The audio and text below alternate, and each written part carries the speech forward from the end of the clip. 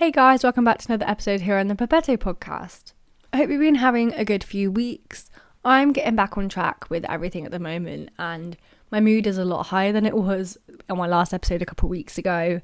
It's been a long time, to be honest with you, and it's been a bit, I don't want to say painful, but just hard, and I'm getting there very, very slowly. So I thought I'd come on today, now that I'm a bit more revived, a bit more me, and just give you, a little update and then go into the actual episode itself. In terms of the breakup that I was talking about a few weeks ago, that's been hard, but that's not the main thing that I'm going through right now. In a way, it's weird. I don't really know how to explain it, and I don't want to go into too much detail on it because, to be honest, I've not really thought a lot about it, which is a bit, I don't really know what the word, twisted, I guess. Kind of cutting someone out of my life who meant so much to me. He still does. He still means a lot to me, but I kind of decided just to go kind of cold turkey with it because I don't want to keep hurting the both of us with that. So that's how it is at the moment, and it is weird. For those going through a breakup, that's kind of amicable, I want to say is the best word. It wasn't mutual, but it was kind of a nice breakup. I mean, compared to the other ones I've had in the past, it was okay. It wasn't too painful, too long. It was a breakup. But I don't know if anyone else is the same when something happens in their day and they go to text that person. That's the hardest part, to be honest, I think. But I've archived, not his number, I've just archived our chat on WhatsApp. I've got his number, his photos are still up in my room, on my Instagram, all those things. I'm not ready to remove them yet, just because they're still there, and that's kind of all I wanted to say on it. But I'm doing okay in that aspect of things at the moment. In terms of relapse, ED kind of related things, I'm doing a bit better. I'm not as emotional about it as I was. I had some time off work, which really helped, and my boss has been an absolute legend about it. So I'm really happy, I guess, to be working in a place that really does support it compared to my last workplace that I think I said last week that they basically shouted at me for requesting just a change in my hours due to leaving a bit early for therapy. That was it. And I opened up to them about it, just saying look, this is what I'm going through. I need to leave half an hour early on one day a week, and I'll just start half an hour early. It's not that deep. And they didn't seem to like it. So it's quite a big change, and I'm very relieved that that's the case. So I'm very happy about all of that. I mean, happy isn't the right word. I wish I wasn't going through it, and it's currently Eating Disorder Awareness Week. I did want to do an episode about it, but I'm not personally ready to go into anything, even if it's just tips and advice or warning signs, that kind of thing. I don't really want to talk about it openly as I do on my podcast usually. I'm going to be posting a lot more on my blog, so be sure to go over to that if you do want to look into that a little bit more. I did a fundraiser on Saturday. Me and my mum did it at the local pub, and so many people came, both family and friends, and also people I did not know. As I've always said, I'm down at that pub at least twice a week, mostly 3 times a week. I know everyone down there most of the time, but yeah, there was loads of random people there, so it was really nice to see people engaging. And although it was a 2-hour fundraiser and all we did, in a way I wish I didn't invite my friends because I just sat with them the whole time, and I was supposed to be going around talking to people, that kind of thing. My mum did the same thing. We just kind of put some music on, sat there, cool, whatever. It wasn't really a thing, and then we just did a raffle at the end. It was just trying to get people into the pub as well to get their money, and it was a good day, a really good day. So I really enjoyed going about it that way. I'm kind of, as I've said, leaving it as that for now. I've been posting kind of on my Facebook, which I know none of you guys will connect with, but for those obviously came to the event kind of thing, just engaging with them. But for the moment, I'm not really sharing a lot about it because it's still very raw for me and not a lot that I want to share about. In terms of other updates, there's not really anything else going on in my life. My friend from uni came to visit me over the weekend and was there for the fundraiser too, which was so nice. Other than, I think the fundraiser didn't really go, I didn't really know how it was going to go. I didn't really plan for it, to be completely honest. The night before, my friend was here, and my sister, and then my friend who works at the pub, my best friend Tash. If you're listening, I hope you're listening. She comes over after her shift, and she wasn't happy with the boyfriend, basically. So she came over. We stayed up till 6 a.m. because usually if she comes over, she'll drive home, or like her boyfriend will pick her up, but she was like, you know what, fuck it, I'm just gonna stay here. So she did, and we were up very late drinking, so I did not feel well the next morning. I had 3 hours sleep. It wasn't the best idea, to be honest, but it was good. It added a bit of spice to the day, if I'm being honest. But yeah, that was kind of it. I mean, it's nice that I've been spending a lot of time with my friends. As I said, I think my last episode was only a couple of days after the breakup when all of this was coming out. My best friend, she was at my house every single day that week. Was that last week? Week before, I think. She was over every single day, which honestly was just the best thing in the world. Something happened one of the days that I got very upset about. I'm not going to say what it is because I don't really want to spread any gossip like that, but something happened and I wasn't very happy, basically, and she was there in a minute. She lives down the road. She just came over straight away. She did everything else she was doing and came over. So I'm so grateful to have someone like that in my life. And I posted a reel yesterday, I think, about posted a reel today about how no one really talks about the friends you make in your 20s, and that's kind of at uni, but also after uni. Like my best friend now, like she's one of the best friends I've ever had, to be honest, probably the best friend. And I mean, I know it's because I see her more than I see anyone else, but then I see her for like an hour a week most of the time. But it's so lovely to have that person that is there for you no matter what. We haven't had any fallings out yet, but we've been friends for a year, and it's just been so magical. I mean, my dad's always said, you dare fall out with her because then we can't go to the pub, and I'm like, yeah, that is very true, because she basically runs it. So yeah, I'm very grateful to have her in my life, and if you're listening, thank you for being in my life. It's made everything a lot easier, and especially with the breakup, but even more so with the whole ED issue that's going on right now, or has been going on for many years. It's been so good to have someone that I can talk to about, who I can share experiences with and relate to in some way. She is the only person that I can relate to, and she can relate to me. We've both been through it, so it's so good. It's not good that we went through it, but it makes it a lot easier that we can rely on each other, hold each other accountable, and not compete as well. And I think that's the best way.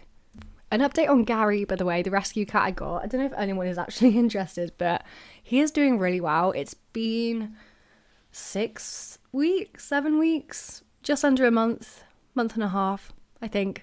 I don't know. We got him like the first week of Jan, so coming up to 2 months, to be honest. And he's been an absolute angel.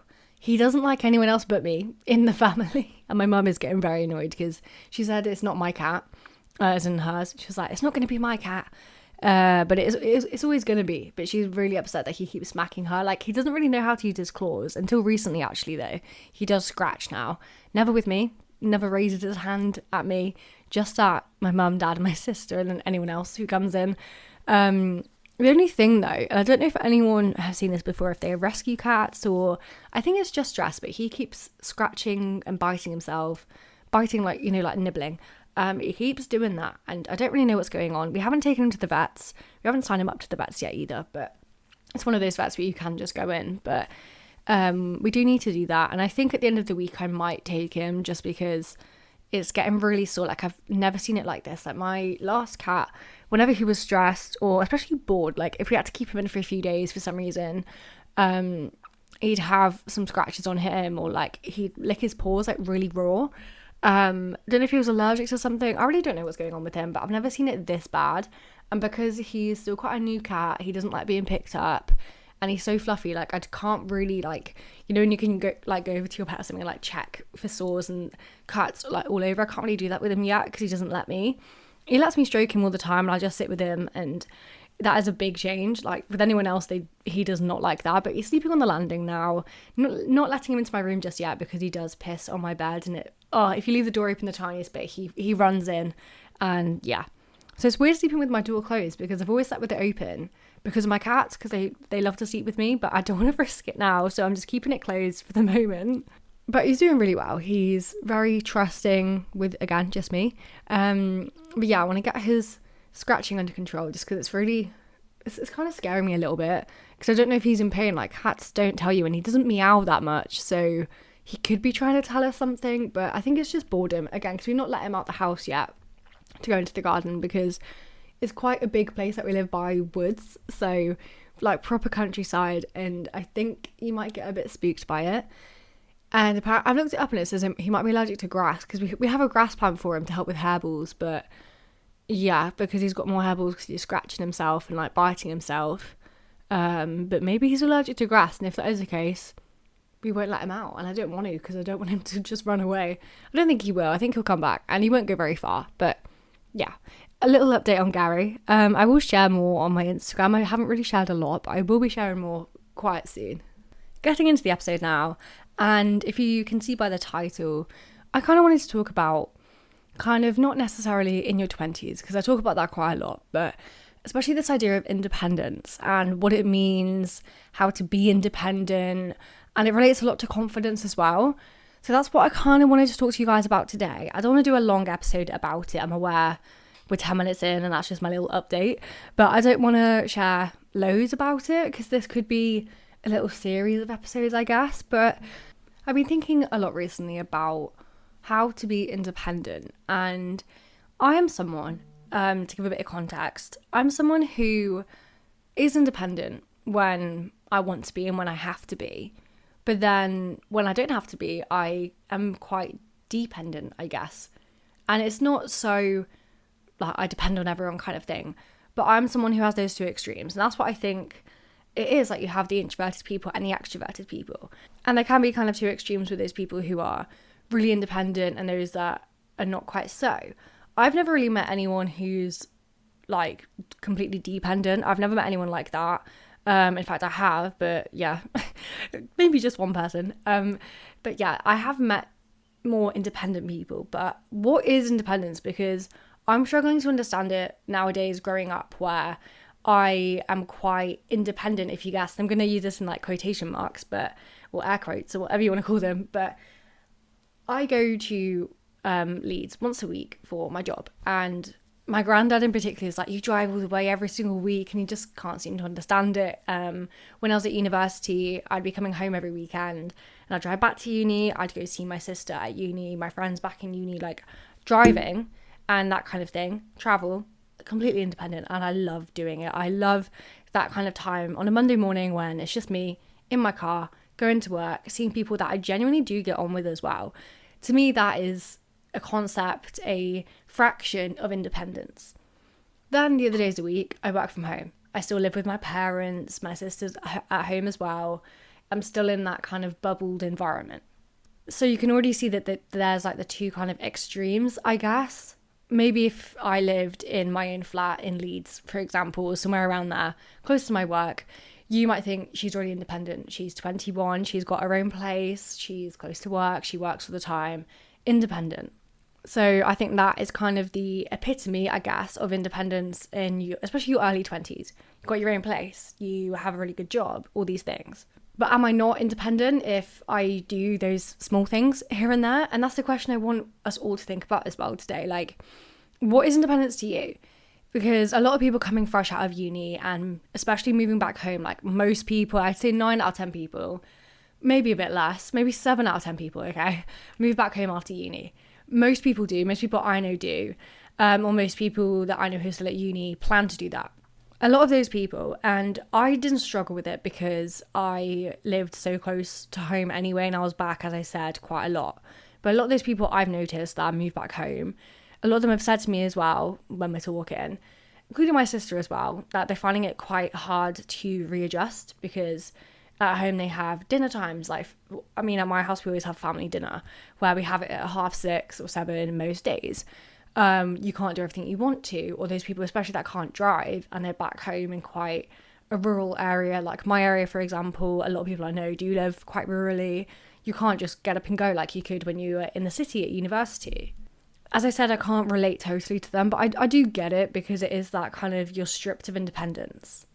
But also, is going to university independent? Because everyone does it. And everyone has that kind of motivation to just get out and, you know, you can just leave your house or leave your flat and you're right there in the middle, and you go to a lecture, or you don't have to go to a lecture. You can eat when you want to. You can go to the gym when you want to. You can do societies. You can do socials and be really, really hungover. You can stay up all night. That's not necessarily independence. That's a taste of, I don't really know what it is. It's not independence. It's more it's not even maturing. It's not adulting. It's just doing what you want, I think. And there's not really a single word for that. It's just doing what you want and being able to do what you want. But you're still sheltered in this university life. And those people that are like, oh yeah, I'm at university, I'm so independent. You're not, because you still rely, like a lot of people that say that still rely on the idea of getting their friends to go to the toilet with them. And that is a very like weird thing to say. I don't mean it quite like that, because I know that girls, we always go to the bathroom together anywhere just because we do. But I mean, they still like, in their house, like, oh, I'm going on to campus today, who's coming with me? And they'd prefer if someone came with them.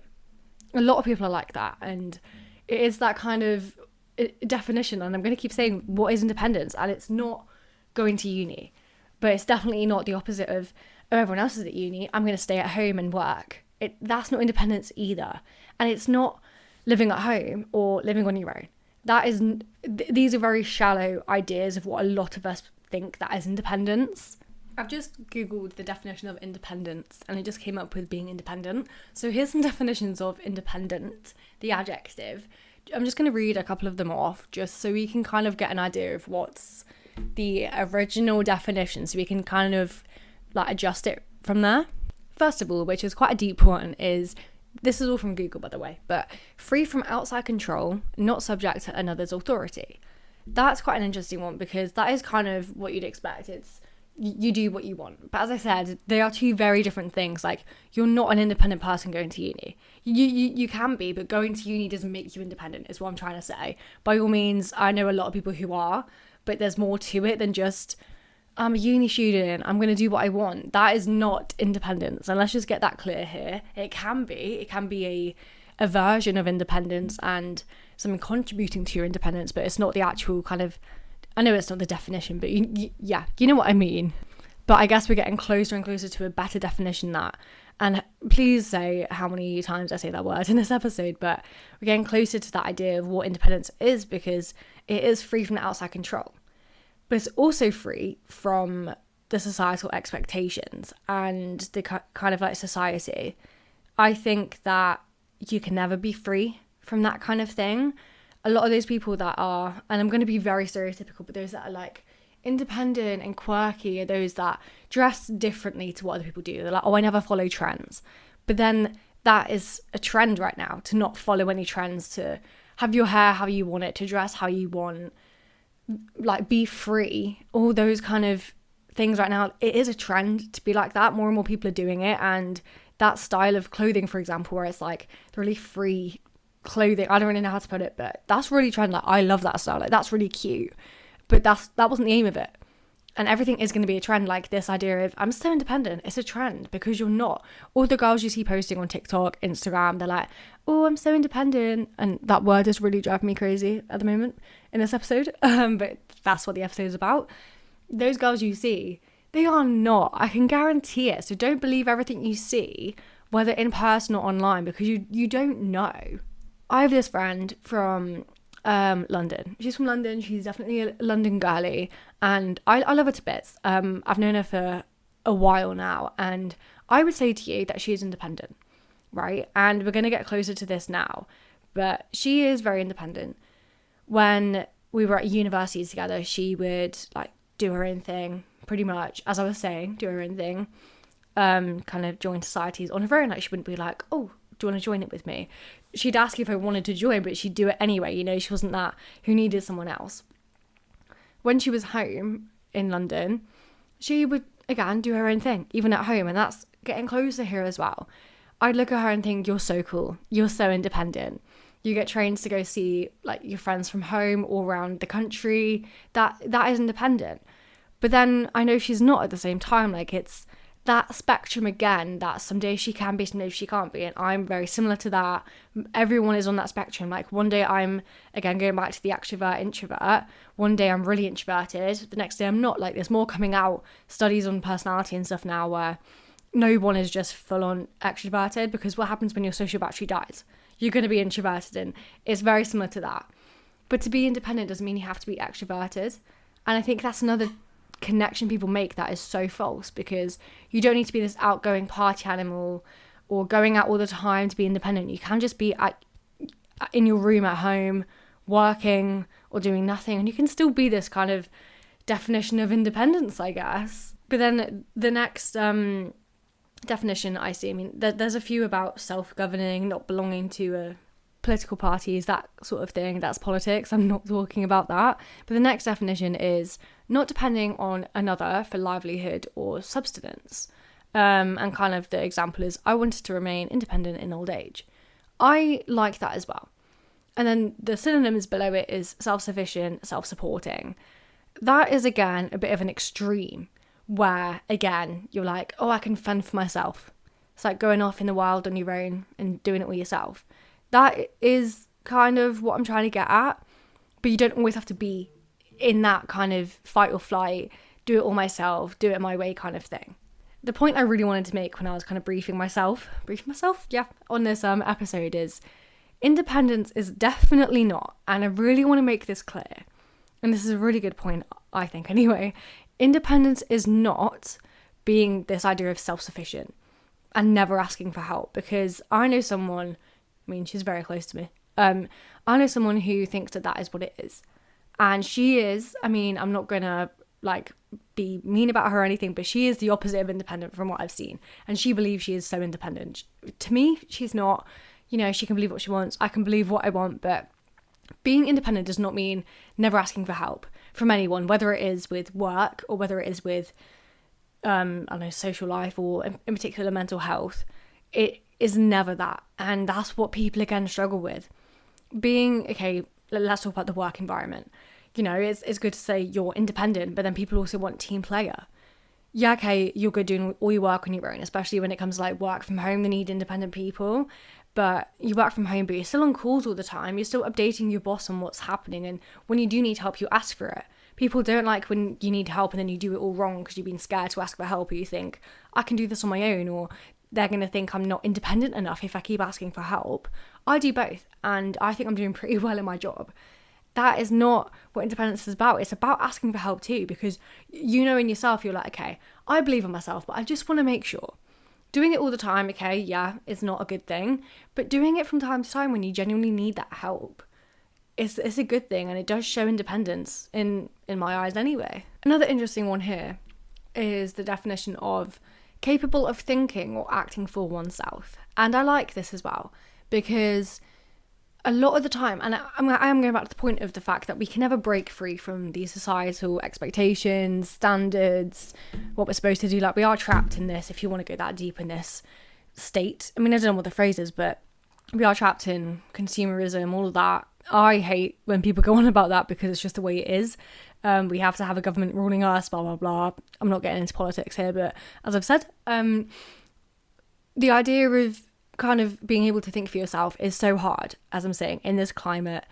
Everything that you see, you read, you watch, even if you're one of those people that's like, oh, I don't go on Instagram, I don't go on TikTok, I don't read the news. You do, okay? You hear people's conversations, you see it on billboards when you're walking around, you see things that influence what you think, what you believe, what you want to believe, and that's okay because everyone is the same. If you can make your own opinions from that, that's what matters. It's so hard to do because, especially like with parents, whether you know it or not, those beliefs are going to be instilled on you, and it can be from really deep rooted things, or just things like, I don't know, never leave the front door unlocked. I mean, people are like, oh, I've heard a lot, oh, in Wales we never have to lock the door. I know, stuff like that. Or you have to put the cutlery in the dishwasher a certain way round. I put it face down. I don't know why people do it face up, because that is bloody dangerous. But anyway, stuff like that you pick up from your parents and then you shout at other people for doing it. I don't know, there's a whole thing about should ketchup be in the fridge or the cupboard. I keep it in the cupboard. That's the way it always has been in my family. I get both sides, but my family isn't it that way, so I'm going to do it that way. But you could also say the same thing about, and I will mention politics here, again, I didn't want to, but I've always thought that I believed in the values of one party in the UK. I now realise those beliefs are from my parents. Doesn't mean I have to, as soon as I make that realisation, that I have to completely stop believing in them. I still believe in this party, whatever. But I'm like, okay, because last year was the first time I got to vote, because I was of age. It was the general election, and that was the first time. And I found it really hard because I thought straight away I'm going to vote for the party my parents did, but then I had to do a lot of research into it because I'd never done it before and I didn't want to just, be a sheep and just do what everyone else was doing.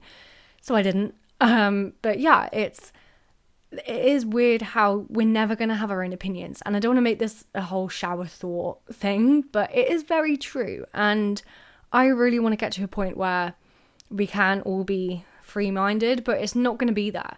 So this idea of thinking for oneself, you can be, but then does that come into also being selfish? And this is something that's come up in familial arguments recently, the idea of being selfish. I think being selfish isn't always a bad thing. If you and your friend go out for the same job role and you really want it, it's going to further your career, be selfish, take it. Don't be a snake about it, but, do it for yourself. I've always said do everything for yourself. As long as sometimes you got to be a bit selfless. You got to say, oh no, you can have that job. I've got another interview tomorrow. Something, you know what I mean? It's a very shit example, but that kind of idea that if you're being selfish and being a shark all the time, people are not going to like you. Some people might think, oh, you're so driven. Okay, fair enough, whatever, but not all the time, okay? Sometimes you do have to take a step back and think, okay, am I doing this for myself or am I just trying to be a bitch and take it from someone else? And if it's the latter, I mean, fair play. It's the way it is. But the idea of being selfish as well does come into it, I guess, because you do have to be sometimes, as I've said, as long as you also, again, it's on the spectrum, as long as you also do selfless things and you be kind to other people. I mean, you should be kind all the time, but put yourself first in every single situation you can imagine, but be there for other people. The person I was talking about being not independent, who thinks they're independent, they're very similar with this whole selfish thing. I believe that they are pretty selfish, but it's not necessarily a bad thing. I've made it a bad thing, but it's not. I get their point of view, I really do, but sometimes you do have to say, okay, right, I'll sit this one out and I'll be there for this person. When you're going through shit, someone else is going through shit, and you're like, I can't do this right now, and you put your boundaries up. Sometimes you have to be there for that person, even if you've had in your mind a worse day than them, you have got to be there for them. And that is the idea of being selfish versus selfless.